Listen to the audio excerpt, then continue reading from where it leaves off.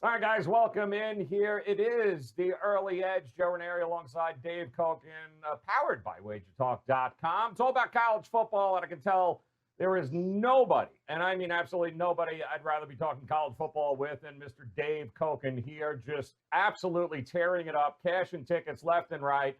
And that's what it's all about, Dave. In anything but a regular year, it's been interesting. And I don't think we have to look much further than some of the results that we witnessed last week in college football. And I guess the weirdness will continue no matter what this college football season. Yeah, and should be mentioned, I did not have a good week in college football. Fortunately, those have been rare, and we're still doing really well in the season, but I sucked last Saturday. So hopefully get back on track this week and have one play that I really like, and we'll talk more about that later on. But yeah, had some wild games last week. Tulane plus 5 turnovers against Houston in a game they lose by 18. Miami gets absolutely trashed by Clemson in the big test game for Miami. They got outgained by 340 yards by the Tigers, so maybe not quite ready for ultra prime time just yet. Duke plus 319 yards at Syracuse. Syracuse was plus 4 turnovers in the game, and got handled easily. Louisville minus 6 turnovers in their game. They led 21-7 in that game and just got run over thanks to their own mistakes in the second half. And one of the weirder games of the week was Kentucky-Mississippi State. Kentucky only had 157 yards of total offense, but they were plus 6 turnovers. And you're going to win games when you're plus 6 turnovers, and they end up with a kind of a bizarre 24-2 win over Mississippi State. Going to have a handful of those every week. Yeah, and it's true, and it's you got to have a very short memory here, Dave. We should let the viewers understand that too, especially if they're new to college football. If you looked at that score with Kentucky and Mississippi State and didn't watch the game, you'd be like, this is what a terrible game that must have been. It was awful. Well, it was actually. It certainly was since we were on Mississippi State. It was a worse. bad game. It was bad, but short memory, 18 to 21-year-old kids, they tend to forget about these things rather quickly as well and move on.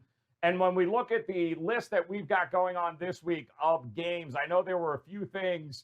The numbers kind of stuck out to you on a couple of these matchups here. Let's run through a couple of them that you circled up. Yeah, there's going to be games each week, and it's one of the first things I do is I do the statistical data for each team, the yardage, and the strength of schedule. And what I'm looking for, and it doesn't mean I'm automatically going to play it. Right. What I'm looking for is that a team that's got a yardage edge against a tougher strength of schedule. So as an example, let me dig out the Georgia State-Arkansas State game. It's pretty close in this one. Georgia State is averaging about 50 yards per game better than their opponents. Arkansas State about 11 yards per game better than their opponents. But Georgia State's played the slightly tougher schedule. It's very slight, so It's not one of those ones that really stands out. One where it might stand out more is on the biggest game of the week, and that's the Georgia-Alabama game. Right. Georgia's 183 yards better per game than their opponents. Alabama just 83 yards per game, and Georgia's done it against a tougher schedule. They faced the number 6 schedule. Alabama's faced the number 19 schedule. So I do think it's meaningful in games like that where you can isolate a dog that legitimately has better statistics than its opponent. And in this case, and I'm not saying that you should run and bet Georgia, but it's definitely a factor that you have to consider when looking at the biggest game of the week is that Georgia is getting better yardage stats than Alabama, and they've done it against a tougher schedule, and they're getting points. That's important. Talk to me about the ACC. Duke, North Carolina State, for instance, another game coming up this week. And obviously Clemson is in a league all its own in the ACC. But when it comes to the numbers, Duke and North Carolina State, another discrepancy between strength of schedule and yards, yards that these teams are able to come up with both offensively and defensively. Yeah, strength of schedule is pretty close, but it slightly favors Duke. Duke is doing a better job with the yardage than NC State. But this is one where you have to also throw in a little bit of a red flag because NC State's numbers have improved the last couple of weeks after being pretty shabby. So it's an overall stat, but then you do want to look into current form as well, more recent form. I lean Duke in the game. It's probably not a game that's going to make my card. but I was impressed by Duke last week at Syracuse. Syracuse isn't any good, but still a nice win for Duke. And it was a nice win for NC State as well, but maybe they're getting a little too much respect from the odds makers right now. Well, what about Texas A&M? Jimbo comes off the schneid, right? They beat Florida at home last week. Great game, very entertaining. Not if you had Florida, but certainly if you had A&M. And we just talked about it, taking on a Mississippi State team that scored 2 points. Mike Leach, 2 points. I'm still scratching my head with it. How do you view a game going into this weekend? Strength of schedule, SEC. How do you approach this game here this weekend? It's tough because you don't know if A&M might suffer a letdown coming out of a huge game. They've had 2 big games in a row. Mm-hmm. The Alabama game obviously was a marquee matchup, and then a great win over LSU. And absolutely, you can make the case, well, LSU isn't anywhere remotely close to where they were last year, and that's a fact. But it was still a signature win. Excuse me, I'm talking, they beat Florida, right, not LSU. And I don't know why I was mentioning LSU. Because LSU sucks too. I'm with you. No, I'm with you. No, forget LSU, because that had nothing to do with the conversation. That was just a brain fart on my part. That's a huge win for them against Florida. Yes.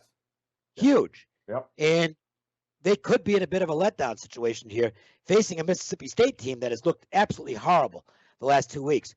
The one thing I do expect here is that A&M is going to take the same page out of the defensive playbook that the last 2 Mississippi State opponents have done, which is to load the backfield. Yes. Go ahead. You want to run the ball? Go ahead. We'll give you the run. Mm-hmm. And Leach is so stubborn, he won't run it. He's just going to keep on throwing the football. I'm on record as saying this. I think Leach's teams will be fun to watch, but I don't think he's going to win big at Mississippi State. That offense worked in the Pac-12, where, quite frankly, the defenses are pretty soft. He's now up in a conference where they actually recruit more defense than offense. They recruit, and you're in the heart of SEC country, you know this. They recruit defensive speed, and every secondary, even Vanderbilt, has speed in the secondary. I think he's going to have to get more versatile with his offense. I know he wants to throw the ball 90% of the time.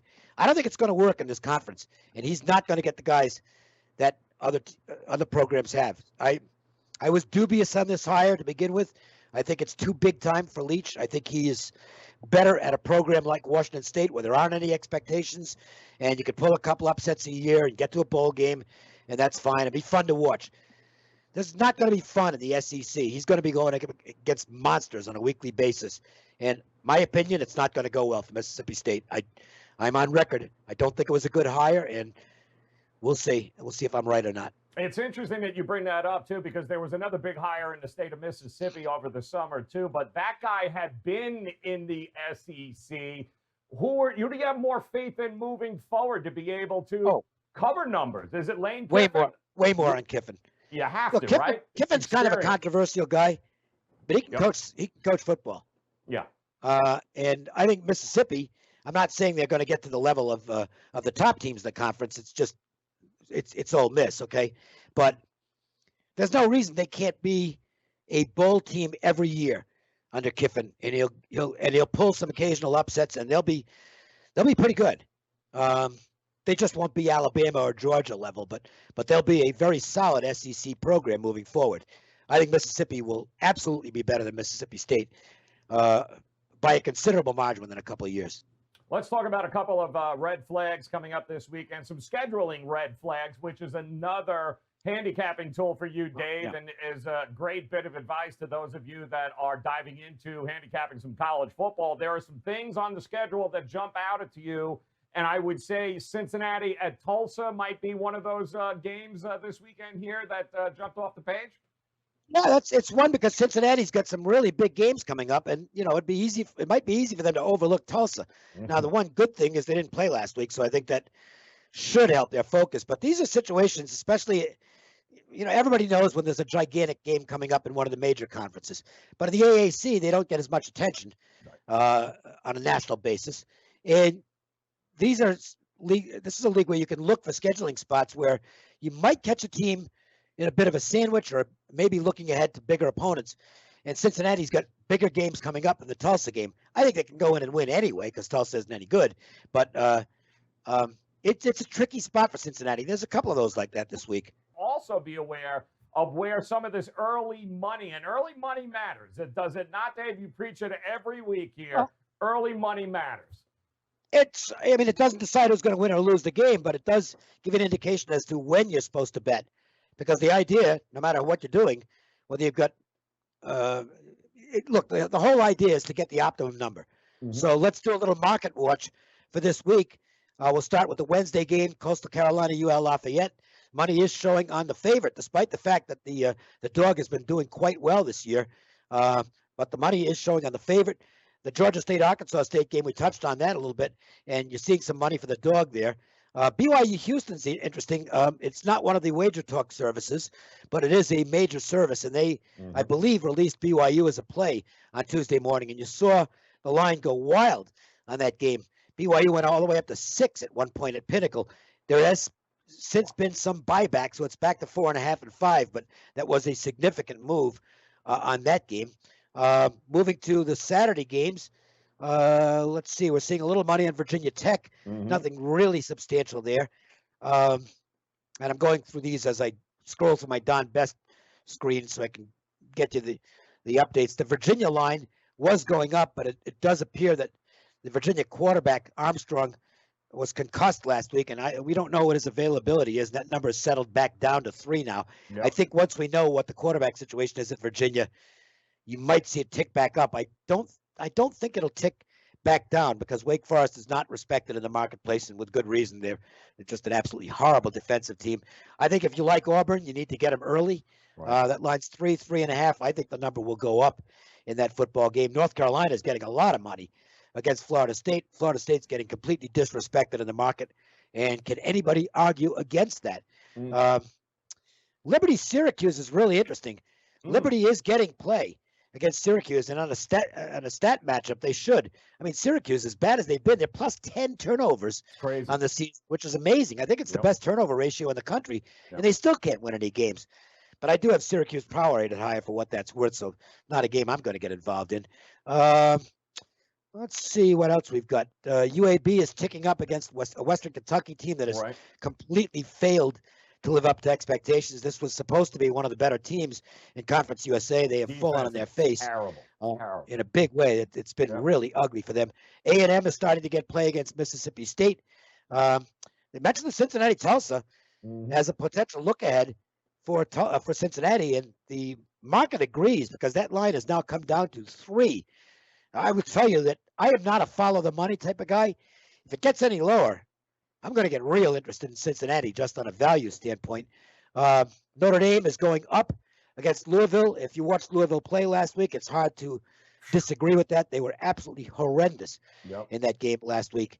The LSU-Florida game was going up, and now it's getting bet back down. I think this number hit a peak already. If you liked LSU, you might have missed the boat in terms of getting the best number.